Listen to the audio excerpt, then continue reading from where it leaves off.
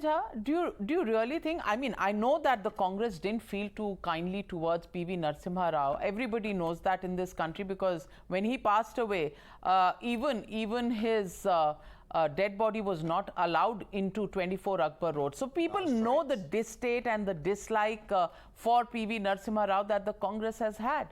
But do you really believe that he was a BJP Prime Minister? In which case, would you want to actually acknowledge that liberalization was because of the BJP? Dr. Manmohan Singh was working with the BJP Prime Minister. All your other greats, so many of those ministers who still are active in politics were actually working for a BJP Prime Minister. What kind of a statement was that by Shankar Aiyar? Navika, I can tell you upfront, and I need to be honest with you, I don't agree with Mr. Aiyar at all, and I have a lot of respect for Mr. Aiyar. And I'll tell you the reason why. A lot of people actually believe that because PV Narasimha Rao, who by the way happens to be from the same college where I studied, so I will fight for my alumni. The truth is that PV Narasimha Rao had a great relationship with the BJP leaders. He was one of those educated people, very erudite, and he kept his doors open. And a lot of people don't know this, Navika, but actually PV Narasimha Rao met with senior BJP leaders who assured him that nothing will go wrong when the car sevaks actually land up at Ayodhya. And the tragedy was that Kalyan Singh, who had assured the Supreme Court of India and the National Integration Council that he will make sure, and he was a chief minister, and he had the power with him that they will not allow anyone to, kind of break the Babri Masjid. The Prime Minister had to go with it. And we all know the rules in Avika that end of day, even a central force, if it is sent to Ayodhya, it has to still take instructions from the state government. So I think this speculation that he was, somebody who was a saffronite is totally wrong. I'm, for example, a practicing, religious Hindu, but I'm not communal. And that doesn't deny the reality that if Narasimha Rao was praying, there's nothing wrong with that. I think what we need to recognize here, and this is something that a lot of people miss, Navika, that people blame him for not imposing the president's rule earlier before, the entire December 6th episode happened. But the truth is that legally, he could not actually impose president rules through Article 356 till something happened. He could not do it in anticipation of it. I think a lot of people who have studied that history know that.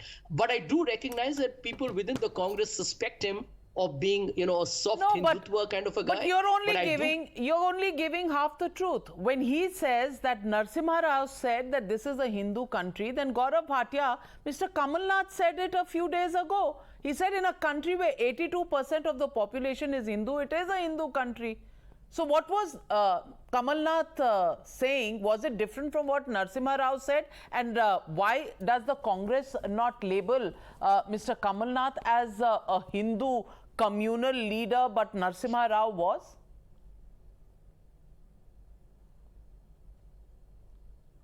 There are two traits of the Congress party. One is hypocrisy, the other is confusion. And you asked a very pertinent question, and I'm sure my friend Sanjay Jha will not have a reply. But there is something more to it. Mr.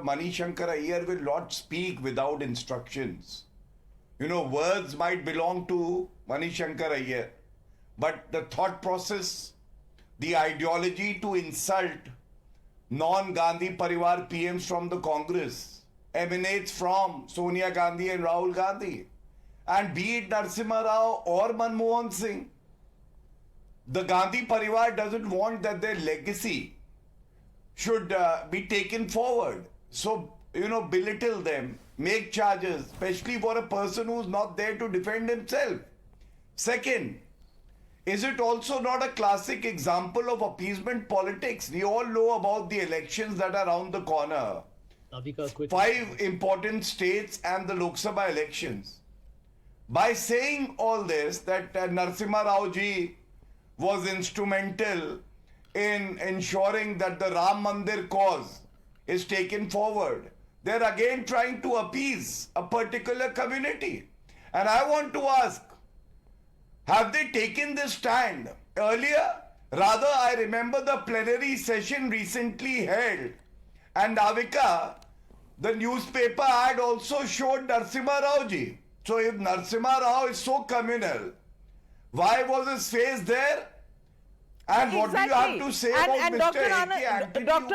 Sanjay Jha, Dr. Sanjay Jha, that you Narasimha Rao, indulge in appeasement probably the only non-Gandhi prime minister in recent times before Manmohan Singh. Now, after Nehru, after Indira Gandhi, it was Narasimha Rao. I want to ask you, is that why he's given this kind of a treatment? Because he isn't from the Gandhi family? See, I do believe, Navika, that when Mr. Rao was the prime minister, I think the party stood by him.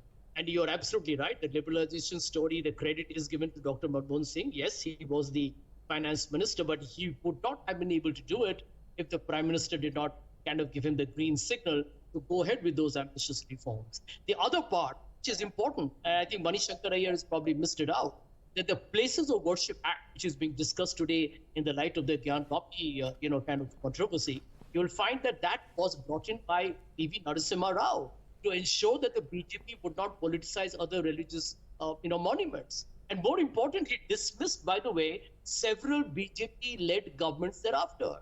I mean, he banned the arts. So Dr. Sanjay Jha, why don't you answer? The elephant in the room that Gaurav Bhatia is pointing to is, can Shankar Aiyar say all of this without the Congress High Command's express support? No, Navika, let me give you an honest answer. Like me, Mani also got suspended by the Congress party for making certain comments. Just because we called him Neech, and that would have damaged the Congress party. But he's very much an insider even today. You're suspended, and for supporting Narasimha Rao, you're likely to stay suspended for a while. Sanjay Jha is more vocal than the Mani spokesperson of the Congress. I think people don't understand Shankar Aiyar. I think he's got his heart in the right place. He holds strong views. I mean, he's what I would call as a fundamental, secular fundamentalist, which is okay. I mean, we need that kind of a conversation. But I think naming Narasimha Rao the way I think a lot of people in the Congress do, I think they probably haven't understood the man. I'm not saying that because he's from Ferguson College like I am, but I do believe at the end of the day that he was a very able administrator. His peace treaty with China is I'm from the neighboring college. The gates and the walls of my college were adjoining the Ferguson College in Pune, Gokhale Institute of Politics and Economics. But clearly our views are so very different that common walls... I'm the Gokhale Institute as well. Okay, so amazing, but we don't share any similar views on many matters. So I don't know if going to the same college gives you the same views, but let's leave it at that. It is Congress politics all the way, and that's the way the Congress's politics really works. What would you do about it? Thank you very much, Sanjay Jha, and thank you, Gaurav Bhatia, for joining me on the News Hour tonight. And